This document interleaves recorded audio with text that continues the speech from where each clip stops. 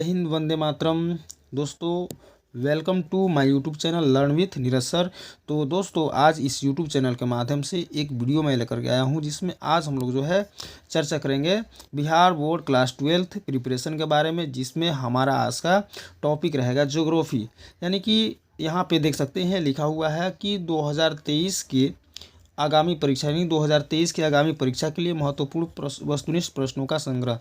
यानी कि आज जो हम लोग चर्चा करेंगे मल्टीपल चॉइस क्वेश्चन यानी कि ऑब्जेक्टिव क्वेश्चन के बारे में, जो हमारे आगामी परीक्षा 2023 के बोर्ड परीक्षा में आने वाले महत्वपूर्ण प्रश्न है। तो दोस्तों, अगर आप लोग जो है पहली बार इस यूट्यूब चैनल को देख रहे हैं तो सबसे पहले आप मेरे इस यूट्यूब चैनल को सब्सक्राइब करेंगे, इस वीडियो को लाइक करेंगे, एक प्यारा सा कमेंट करेंगे। तो दोस्तों, आप लोग जो है इस वीडियो में शुरू से अंत तक बने रह, चूँकि इस वीडियो के माध्यम से आज जो हम लोग है 100 से ऊपर प्रश्नों के बारे में चर्चा करेंगे, जो हमारे आने वाली परीक्षा 2023 के महत्वपूर्ण प्रश्नों का यह संग्रह है। तो ज़्यादा समय न लेते हुए हम लोग सीधे चलते हैं प्रश्नों पे। यहाँ पे देख सकते हैं पहला प्रश्न हमारे स्क्रीन पे दिख रहा होगा। तो पहला प्रश्न क्या कहता है कि मानव भूगोल क्रियाशील मानव और अस्थायी पृथ्वी के परिवर्तनशील संबंधों का अध्ययन है, यह कथन किसने कहा था। ठीक है, तो इस प्रश्न का जो है आंसर हो जाएगा ऑप्शन नंबर सी, यानी कि कुमारी सैंपल ने इसको कहा था। तो अब चलते हैं अगले प्रश्न पे। अगला प्रश्न कह रहा है कि मानव भूगोल का जनक किसे कहा जाता है। ठीक है, तो मानव भूगोल का जनक किसे कहा जाता है, तो इस प्रश्न का जो आंसर हो जाएगा रैटजेल के जो है मानव भूगोल का जनक कहा जाता है। तो इस प्रश्न का आंसर हो जाएगा ऑप्शन नंबर डी। अगला प्रश्न कह रहा है कि कौन सामाजिक भूगोल का उपक्षेत्र नहीं है। सामाजिक भूगोल का उपक्षेत्र इनमें से कौन नहीं है। हमारे पास 4 ऑप्शन दिया हुआ है। पहला है कि पहला कह रहा है लिंग भूगोल, दूसरा सांस्कृतिक भूगोल और तीसरा सैन्य भूगोल और चौथा चिकित्सा भूगोल। तो इसमें से कह रहा है कि कौन जो है वो मानव भूगोल का या सामाजिक भूगोल का उपक्षेत्र नहीं माना जाता है।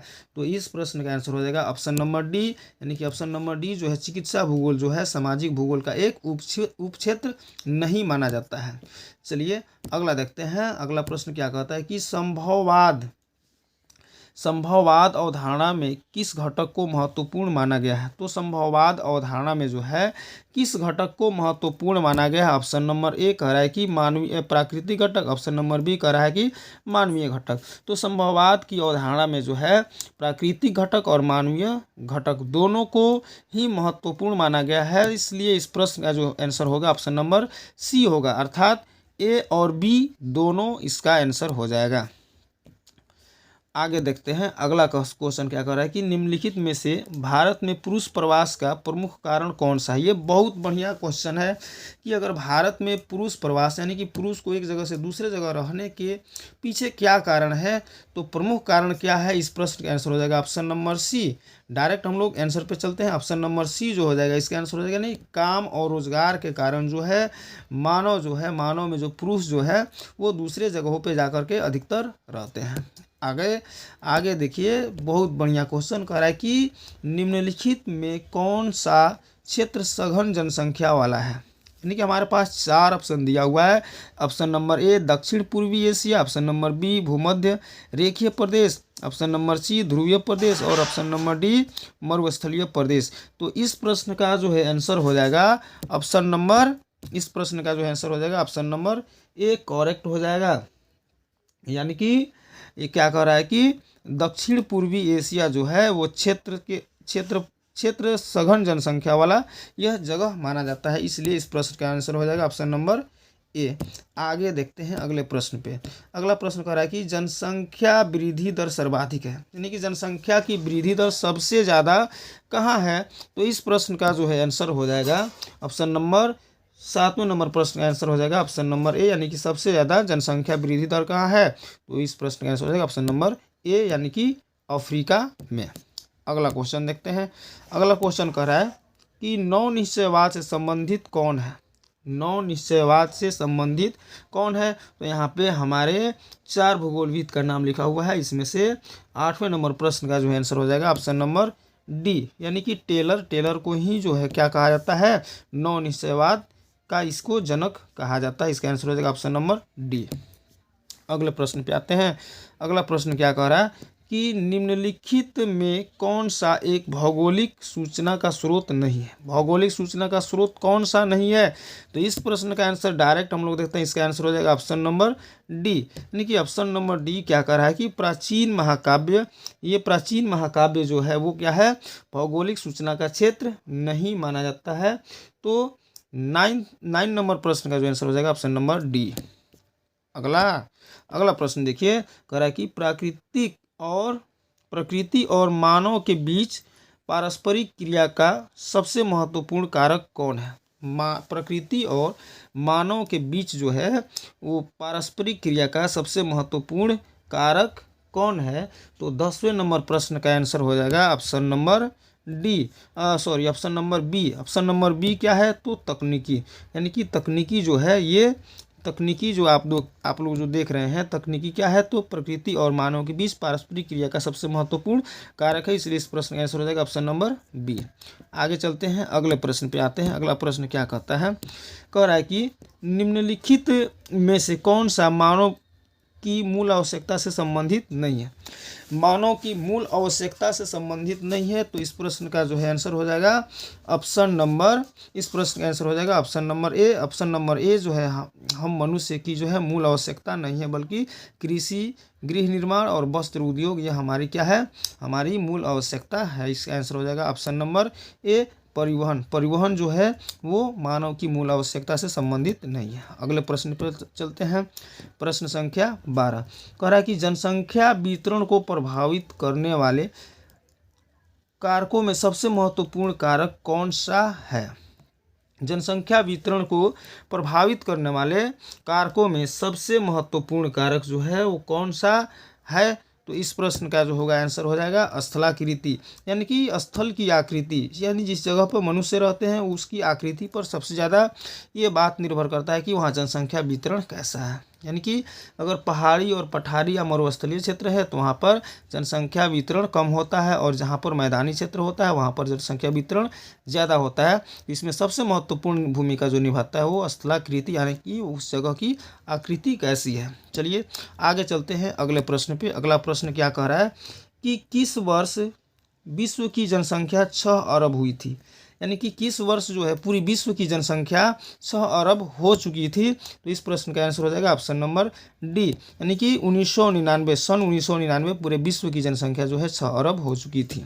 आगे चर्चा करते हैं, अगले प्रश्न को देखते हैं, ध्यानपूर्वक करा कि निम्नलिखित में किस देश की जनसंख्या बढ़ने के बदले घटती जा रही है। यानी कि हमारे पास 4 ऑप्शंस दिए हुए हैं, इन 4 देशों में कौन सा एक ऐसा देश है जहां की जनसंख्या बढ़ने के बजाय बल्कि क्या हो रही है, जनसंख्या घट रही है। तो इस प्रश्न का जो आंसर हो जाएगा ऑप्शन नंबर सी, लाटविया एक ऐसा देश है जहां पर जनसंख्या बढ़ने के बजाय घटती जा रही है। आगे चर्चा करते हैं, अगले प्रश्न पे आते हैं। कह रहा है कि जनांकीय संक्रमण सिद्धांत किसने दिया है। जनांकीय संक्रमण सिद्धांत किसने दिया है, तो 16 नंबर जो प्रश्न है इसका आंसर हो जाएगा option number C. Option number C क्या हो जाएगा कि नोएस्टीन जो है वो जनांकीय संक्रमण के सिद्धांत के जनक माना जाता है। इसका आंसर हो जाएगा ऑप्शन नंबर सी। चलिए आगे देखते हैं, कह रहा है कि निम्न में कौन एक जनसंख्या परिवर्तन का कारक नहीं है। जनसंख्या परिवर्तन का कारक कौन सा नहीं है, तो परिवर्तन देखिए यहाँ पे आप लोग देख सकते हैं कि प्रवास जो है इसे जनसंख्या परिवर्तन करता है, जन्म और मृत्यु, ठीक है, ये दोनों जो है जनसंख्या परिवर्तन करता है, बल्कि कौन सा जनसंख्या परिवर्तन का कारक नहीं है, ये हो जाएगा ऑप्शन नंबर बी जो होगा, इसका आंसर हो जाएगा ऑप्शन नंबर बी। यानी कि आवास जो है जनसंख्या परिवर्तन का कारक नहीं माना जाता है। आगे देखते हैं, अगला प्रश्न कह रहा है कि प्रतिकर्ष और अपकर्ष कारक उत्तरदायी है। प्रतिकर्ष और अपकर्ष कारक किस चीज़ के लिए उत्तरदायी है, तो 18वें नंबर प्रश्न का जो आंसर हो जाएगा ऑप्शन नंबर ए, प्रवास के लिए क्या है, सबसे उत्तरदायी कारक माना जाता है। अगला प्रश्न पे आते हैं, अगला प्रश्न कह रहा है कि निम्नलिखित में से किस क्षेत्र में ग्रामीण जनसंख्या का प्रतिशत सबसे कम है। यानी कि हमारे पास यहाँ पे कुछ देशों का नाम लिखा हुआ है और पूछ रहा है कि कौन सा एक ऐसा क्षेत्र है जहाँ पर जनसंख्या का प्रतिशत सबसे कम है, तो इस प्रश्न का जो है आंसर हो जाएगा ऑप्शन नंबर बी, यानी कि उत्तरी अमेरिका। ऑप्शन नंबर बी जो होगा यहाँ का सही आंसर हो जाएगा। आगे चर्चा करते हैं, अगले प्रश्न पे आते हैं, कह रहा है कि निम्नलिखित में से किसे प्राथमिक आर्थिक व्यवसाय में सम्मिलित नहीं किया जाता है। यानी कि वह कौन सी क्रियाकलाप है जिसको प्राथमिक आर्थिक व्यवसाय में सम्मिलित नहीं किया जाता, नहीं कि प्राथमिक क्रिया में सम्मिलित नहीं किया जाता है। तो इस प्रश्न का आंसर हो जाएगा ऑप्शन नंबर सी, यानी कि भंडारण। भंडारण जो है इसको प्राथमिक क्रियाकलाप में सम्मिलित नहीं किया जाता है। अगले प्रश्न पे आते हैं।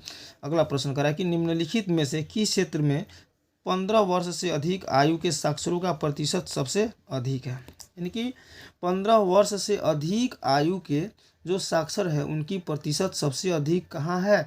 तो इस प्रश्न का आंसर हो जाएगा, ध्यानपूर्वक देखिएगा, इस प्रश्न का आंसर हो जाएगा ऑप्शन नंबर बी, यानी कि कह रहा है कि पूर्वी यूरोप और स्वतंत्र देशों का राष्ट्रकूट।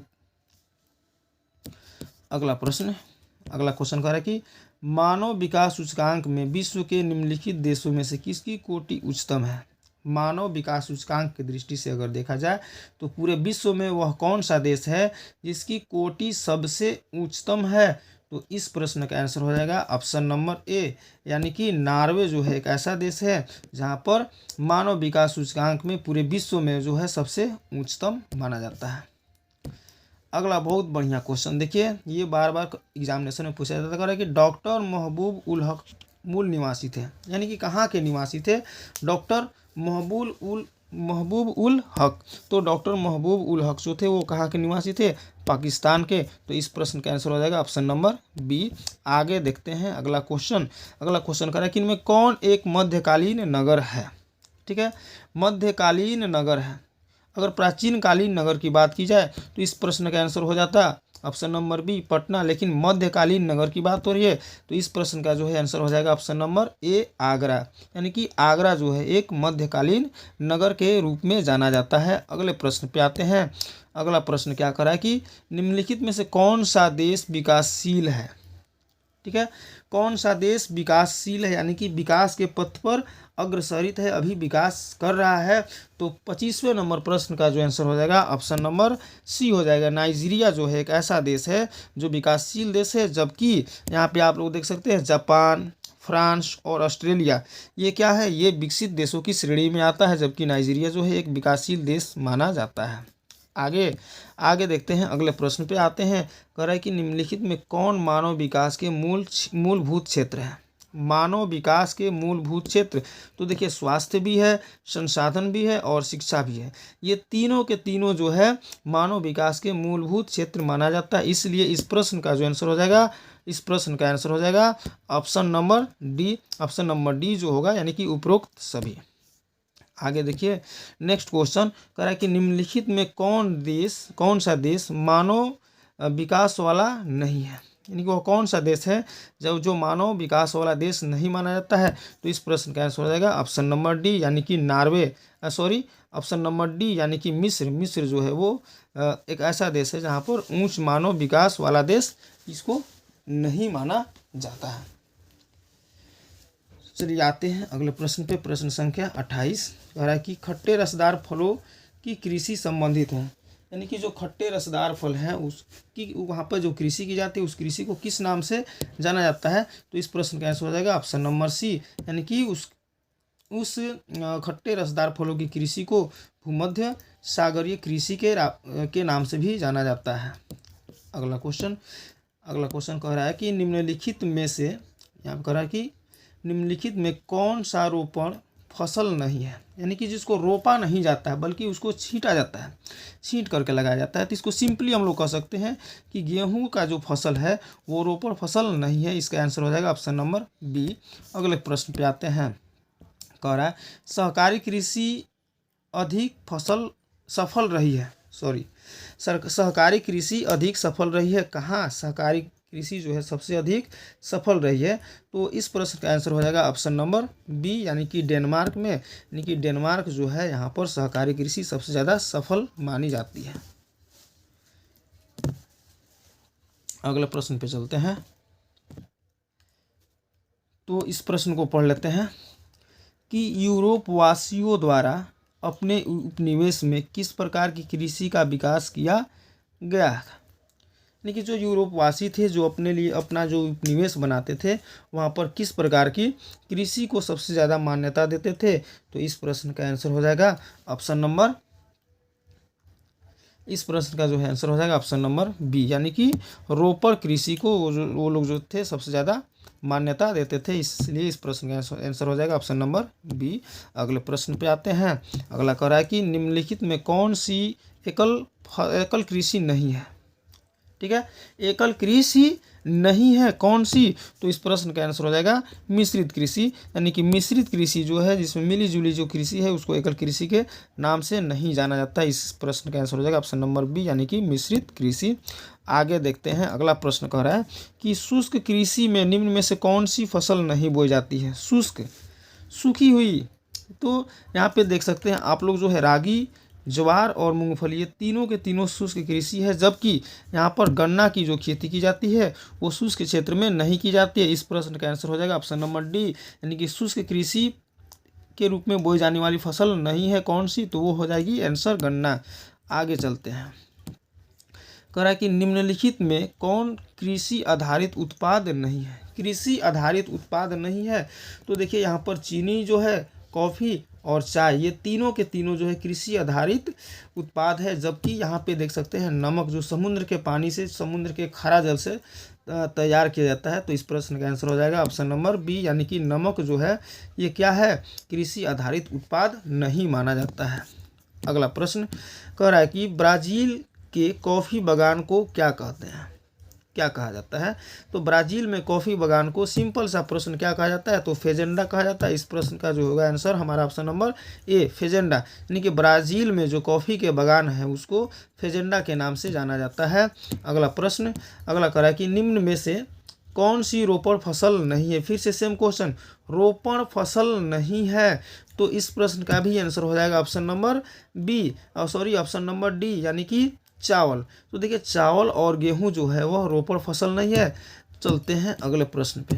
अगला प्रश्न कह रहा है कि गेहूं की खेती के आदर्श तापमान कितना होना चाहिए। अगर गेहूं की खेती किया जा रहा है तो उस जगह का सबसे आदर्श तापमान कितना माना जाता है, तो इस प्रश्न का जो है आंसर हो जाएगा ऑप्शन नंबर बी, यानी कि 10 डिग्री सेल्सियस से 20 डिग्री सेल्सियस को जो है गेहूं की खेती के लिए आदर्श तापमान माना जाता है। अगला प्रश्न करा कि आज विश्व में लगभग कितने लोगों के द्वारा भरण पोषण चलवासी पशुचारण पर निर्भर है। यानी कि कितने लोग जो हैं विश्व में कि अपने भरण पोषण के लिए चलवासी पशुचारण पर निर्भर है, तो इस प्रश्न का आंसर हो जाएगा ऑप्शन नंबर बी, कितने लोग, तो 2 करोड़ लोग जो है आज पूरे विश्व में अपने भरण पोषण के लिए चलवासी पशुचारण पर निर्भर रहते हैं।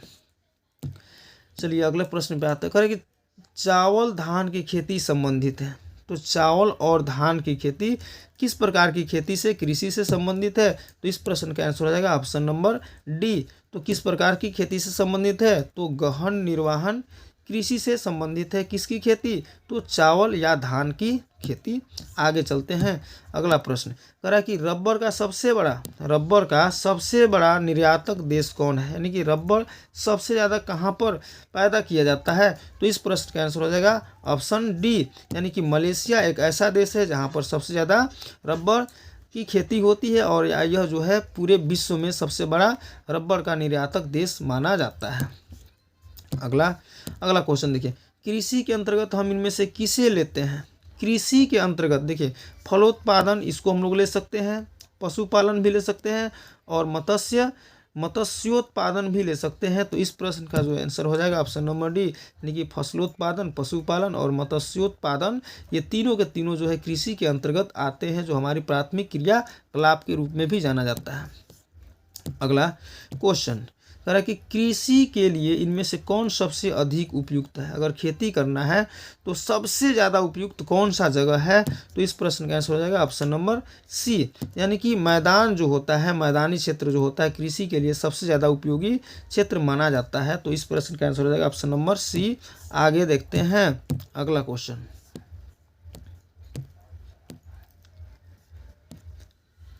कृषि निर्धारण में किस कारक का भारत में जबरदस्त हाथ होता है। यानी कि खेती कैसी हो, खेती अच्छी होने के लिए भारत में अगर देखा जाए तो कौन सा कारक है जो सबसे ज़्यादा महत्वपूर्ण भूमिका निभाता है? तो इस प्रश्न का आंसर हो जाएगा, इस प्रश्न का आंसर क्या हो जाएगा?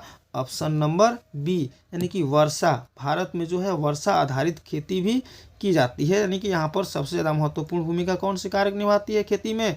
तो वर्षा। आगे देखते हैं, अगले प्रश्न पे आते हैं।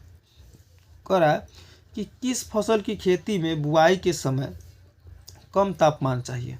हमको खेती करना है और खेती में जब खेती करते हैं तो उस समय हम बुआई करते हैं तो हमको बहुत कम तापमान की ज़रूरत पड़ती है।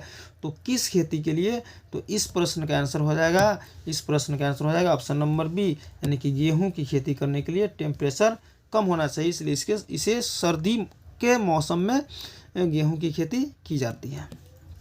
चलिए अगले प्रश्न पे आते हैं। किस फसल की खेती पहाड़ी ढालों पर सबसे ज़्यादा की जाती है? यानी किस फसल की खेती जो है पहाड़ी ढलानों पर की जाती है? तो इस प्रश्न का आंसर हो जाएगा ऑप्शन नंबर बी, यानी कि चाय की खेती जो है कहाँ की जाती है? पहाड़ी ढलानों पर की जाती है। अगला देखते हैं, कह रहा है कि चाय का सबसे बड़ा उत्पादक देश कौन है? तो चाय का सबसे बड़ा उत्पादक देश कौन है? इस प्रश्न का आंसर हो जाएगा ऑप्शन नंबर, यहाँ पे दिया है सी, उल्टा दे दिया है, ऑप्शन नंबर सी, यानी कि चीन। सबसे पहले तो देखा जाए, पहले भारत को चाय का पूरे विश्व में सबसे बड़ा उत्पादक देश माना जाता था, लेकिन आज की डेट में चीन जो है चाय का सबसे बड़ा उत्पादक देश माना जाता है। इस प्रश्न का आंसर हो जाएगा ऑप्शन नंबर सी। आगे देखते हैं, अगला प्रश्न क्या कर रहा है कि निम्नलिखित में कौन सा उद्योग दूसरे उद्योगों के लिए कच्चा माल तैयार करता है? ये बहुत बढ़िया क्वेश्चन है। तो दूसरे उद्योगों के लिए कच्चे माल तैयार करने वाले उद्योगों को आधारभूत उद्योग कहते हैं, इसलिए 47 नंबर प्रश्न का आंसर हो जाएगा आधारभूत उद्योग, ऑप्शन नंबर ए। फिर देखते हैं, कह रहा है कि निम्नलिखित क्रियाकलापों में कौन सा एक द्वितीय सेक्टर का क्रियाकलाप नहीं है? तो द्वितीय क्षेत्र के क्रियाकलाप नहीं है कौन सा? तो इस प्रश्न का आंसर हो जाएगा option number C, option number C, मछली पकड़ना। तो मछली पकड़ना क्या है? यह प्राथमिक क्षेत्र के क्रियाकलाप है, जबकि हमारी बात हो रही है कि प्राथमिक क्षेत्र की क्रियाकलाप द्वितीय क्षेत्र की क्रियाकलाप कौन सा नहीं है? तो इस प्रश्न का आंसर हो जाएगा ऑप्शन नंबर सी, मछली पकड़ना जो है यह द्वितीय सेक्टर का क्रियाकलाप नहीं बल्कि प्राथमिक सेक्टर का क्रियाकलाप माना जाता है। अगला प्रश्न कि चॉकलेट में कौन सा पदार्थ उपयोग में होता है? चॉकलेट बनाने के लिए कौन सा पदार्थ उपयोग में लाया जाता है? तो इस प्रश्न का आंसर हो जाएगा ऑप्शन नंबर बी, यानी कि कोको जो है वो चॉकलेट बनाने के लिए उपयोग में लाया जाता है। अगला क्वेश्चन कह रहा है कि निम्नलिखित में कौन सा एक द्वितीयक सेक्टर का क्रियाकलाप है? द्वितीयक सेक्टर का यानी कि द्वितीयक क्रियाकलाप किसे माना जाता है? तो इस प्रश्न का जो आंसर हो जाएगा, इस प्रश्न का आंसर हो जाएगा ऑप्शन नंबर ए, यानी कि टोकरी बुनना जो है द्वितीय क्रियाकलाप के रूप में माना जाता है, जो प्राथमिक क्रियाकलाप पर आश्रित होता है। अगला कि निम्नांकित में कौन तृतीयक आर्थिक क्रियाकलाप है? ठीक है, तो तृतीयक आर्थिक क्रियाकलाप कौन सा है? तो प्रश्न संख्या 51 का जो आंसर हो जाएगा ऑप्शन नंबर बी, यानी कि व्यापार करना जो है, व्यापार जो है वो कौन सी है? तृतीयक क्रियाकलाप के रूप में माना जाता है। अगला सवाल कि निम्नलिखित क्रियाकलापों में किसमें उच्च स्तरीय अन्वेषण सम्मिलित किए जाते हैं? उच्च स्तरीय अन्वेषण सम्मिलित किसमें किए जाते हैं?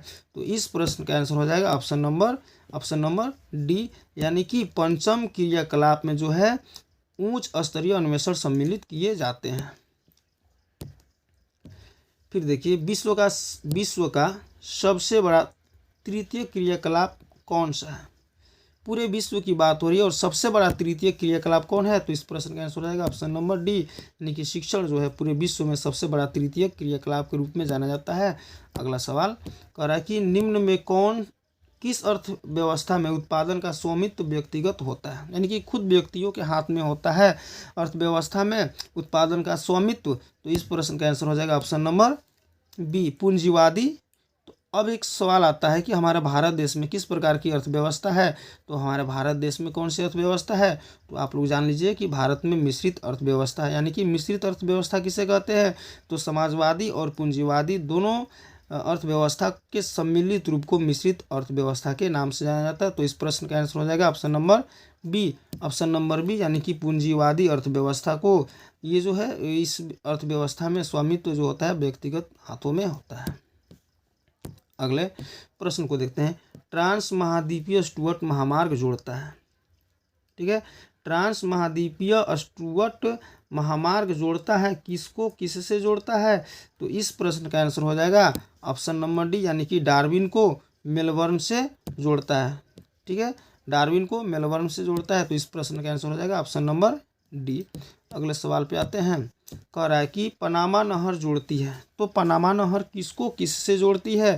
तो इस प्रश्न का 56 नंबर जो प्रश्न है, इस प्रश्न का आंसर हो जाएगा ऑप्शन नंबर सी यानी कि पनामा नहर जो है प्रशांत महासागर को अटलांटिक महासागर से जोड़ती है। अगला प्रश्न कह रहा है कि बिग इंच संबंधित है, बिग इंच किससे संबंधित है? तो बिग इंच जो है वो किससे संबंधित है? पाइपलाइन से संबंधित है, ठीक है। तो इस प्रश्न का आंसर हो जाएगा ऑप्शन नंबर ए। आगे चलते हैं। कह रहा है कि महामार्ग का निर्माण सबसे पहले किस देश में हुआ था, ठीक है। इंटरनेशनल हाईवे यानी महामार्ग का निर्माण जो है सबसे पहले किस देश में हुआ था? तो इस प्रश्न का जो है आंसर हो जाएगा ऑप्शन नंबर डी यानी कि जर्मनी में जो है सबसे पहले महामार्ग का निर्माण हुआ था। अगला कि संदेशों का आदान प्रदान कहलाता है, तो संदेशों का आदान प्रदान सिंपली सबको जानते हैं क्या कहलाता है? संचार कहलाता है। इस प्रश्न का आंसर हो जाएगा ऑप्शन नंबर डी। आगे कि बृहद ट्रैंक मार्ग होकर जाता है, बृहद ट्रैंक मार्ग जो है वो कहाँ से होकर के जाता है? तो इस प्रश्न का आंसर हो जाएगा ऑप्शन नंबर बी कि बृहद ट्रैंक मार्ग जो होता है वो उत्तर अटलांटिक महासागर से होकर के जाता है। अगले प्रश्न पे आते हैं। अगला क्वेश्चन कर रहा है कि चैनल टनल जोड़ता है, चैनल टनल किसको जोड़ता है किससे, ठीक है। तो चैनल टनल जो है वो पेरिस को लंदन से जोड़ता है। तो इस प्रश्न का आंसर हो जाएगा ऑप्शन नंबर सी, पेरिस को लंदन से जोड़ता है। आगे देखते हैं। कह रहा है कि उत्तर अटलांटिक मार्ग जोड़ता है, तो उत्तर अटलांटिक मार्ग किसको किससे जोड़ता है? तो इस प्रश्न का आंसर हो जाएगा ऑप्शन नंबर ए, किसको जोड़ता है? तो उत्तर अमेरिका को यूरोप से जोड़ता है। कौन? उत्तर अटलांटिक मार्ग। एक बढ़िया सा क्वेश्चन, सुएज नहर जोड़ती है, तो सुएज नहर किसको किससे जोड़ती है? तो इस प्रश्न का जो है आंसर हो जाएगा ऑप्शन नंबर बी, सुएज नहर जो है वो भूमध्य सागर को लाल सागर से जोड़ता है। अगला कह रहा है कि पनामा नहर जोड़ता है पनामा नगर को किससे? तो पनामा नहर जो है पनामा नगर को कोलोन से जोड़ता है। तो इस प्रश्न का आंसर हो जाएगा ऑप्शन नंबर बी, कोलोन से। आगे चलते हैं। अगला क्वेश्चन कह रहा है कि विश्व का सबसे लंबा झील जलमार्ग कौन सा है? तो विश्व का सबसे लंबा झील जलमार्ग जो है किसे माना जाता है? इस प्रश्न का आंसर हो जाएगा ऑप्शन नंबर डी यानी कि ग्रेट लेक्स सेंट लॉरेंस जलमार्ग को पूरे विश्व का सबसे लंबा झील जलमार्ग के नाम से जाना जाता है। अगला सवाल कि निम्नलिखित में किस देश में इंटरनेट का प्रयोग सबसे अधिक होता है? तो अमेरिका एक ऐसा देश है, ऑप्शन नंबर डी। अमेरिका एक ऐसा देश है जहां पर इंटरनेट का सबसे ज़्यादा प्रयोग होता है। Option number D is correct answer. आगे चलते हैं। कह रहा है कि इनमें किन दो देशों के बीच गैस पाइपलाइन बनाने का विचार हो रहा है? तो दो देशों के बीच वो कौन कौन से दो देश है जहां पर गैस पाइपलाइन बनाने का विचार हो रहा है? तो इस प्रश्न का आंसर हो जाएगा ऑप्शन नंबर बी यानी कि ईरान और भारत के बीच जो है गैस पाइपलाइन बनाने का विचार हो रहा है। आगे चलते हैं अगले प्रश्न पे। कह रहा है कि दो देशों के मध्य व्यापार को क्या कहते हैं? जब दो देशों के बीच जो व्यापारिक संबंध होता है उस व्यापार को किस नाम से जाना जाता है? तो इस प्रश्न का आंसर हो जाएगा ऑप्शन नंबर डी। इसका आंसर हो जाएगा ऑप्शन नंबर डी यानी कि दो देशों के बीच जो व्यापार होता है उस व्यापार को अंतर्राष्ट्रीय व्यापार इंटरनेशनल ट्रेड के नाम से जाना जाता है। अगला सवाल कह रहा है कि निम्नलिखित महाद्वीपों में से किस एक से विश्व व्यापार का सर्वाधिक प्रवाह होता है? किस महाद्वीप में से जो है पूरे विश्व व्यापार का सर्वाधिक व्यापार जो होता है उसमें शामिल होता है? तो इस प्रश्न का आंसर हो जाएगा ऑप्शन नंबर बी, यूरोप महाद्वीप या यूरोप महादेश। अगला सवाल कह रहा है कि बाहरी देश से कोई सामान मंगाया जाता है तो उसे कहते हैं। जब किसी दूसरे देश से अपने देश में सामान मंगवाया जाता है तो उस स्थिति को क्या कहते हैं? तो प्रश्न नंबर 70 का जो आंसर हो जाएगा इसको कहते हैं आयात। ठीक है, इंपोर्ट। तो देखिए, अगर अपने देश से किसी दूसरे देश में अगर माल भिजवाया जाता है तो उस कंडीशन को बोलते हैं निर्यात, और जब दूसरे देश से, बाहरी देश से अपने देश में सामान मंगवाया जाता है तो उसको आयात कहा जाता है। विश्व के प्रमुख समुद्री पतन निम्नलिखित में से किस प्रकार के हैं? तो पूरे विश्व में जो समुद्री पतन है वो किस प्रकार है? इस प्रश्न का आंसर हो जाएगा ऑप्शन नंबर सी। बहुत बढ़िया क्वेश्चन कि विस्तृत पतन जो है पूरे विश्व के प्रमुख समुद्री पतन है। आगे कह रहा है कि किसी झील के चारों ओर बसा अधिवास प्रतिरूप में आएगा। किस प्रतिरूप में आएगा? तो झील के चारों ओर जब बसा हुआ कोई अधिवास है तो कैसा होगा? वो वृत्ताकार होगा। तो प्रश्न संख्या 72 का जो आंसर हो जाएगा ऑप्शन नंबर सी, वृत्ताकार हो जाएगा। अगला कह रहा है कि 2006 के आरंभ में दक्षिण अमेरिका के कितने नगरों की आबादी 10 लाख तक हो गई थी? कब? तो 2006 के शुरुआत में, प्रारंभ में दक्षिण अमेरिका के कितने नगरों की आबादी जो है 10 लाख तक हो गई थी? तो 73 नंबर प्रश्न का आंसर हो जाएगा ऑप्शन नंबर डी, कितने देश? तो कितने नगर? तो 43। नेक्स्ट कि ग्रामीण अधिवासों के निवासी मुख्यतः संलग्न रहते हैं। तो जो निवासी जो है ग्रामीण क्षेत्रों में रहते हैं वो मुख्यतः किस क्रियाकलाप में संलग्न रहते हैं? तो ग्रामीण क्षेत्र के जो आदिवासी हैं वो मुख्यतः प्राथमिक क्रियाकलापों में संलग्न रहते हैं। इस प्रश्न का आंसर हो जाएगा ऑप्शन नंबर ए।